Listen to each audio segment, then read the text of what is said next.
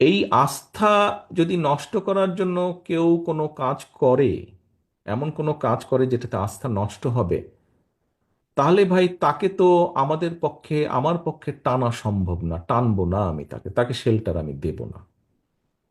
এখানে দলকে স্বার্থপর হতেই হবে।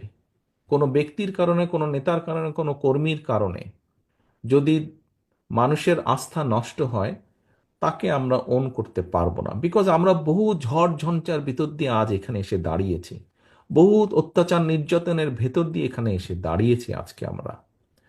কাজেই আমাদের পক্ষে আর সম্ভব না যে কেউ নিজের বিষয়, নিজের স্বার্থ নিয়ে এমন কিছু করবে যেটা দলের স্বার্থকে আঘাত করবে, ক্ষতিগ্রস্ত করবে।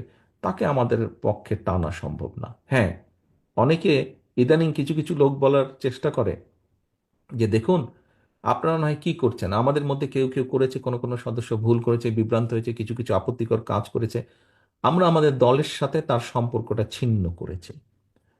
এতে কি হবে কেউ কেউ বলে। এতে কি হবে সেটা হচ্ছে পরের ব্যাপার, কিন্তু আমি আমার অবস্থান পরিষ্কার করেছি। হ্যাঁ, হয়তো সবগুলা ব্যাপার আমরা এরকম আরো কেউ কেউ করছে, আমরা হয়তো সবগুলা ব্যাপার অ্যাড্রেস করতে পারছি না। যতটুকু আমরা জানছি আমরা সাথে সাথে ব্যবস্থা গ্রহণ করছি, যখন যেটা জানবো ব্যবস্থা গ্রহণ করছি, আমাদের অবস্থান পরিষ্কার করছি।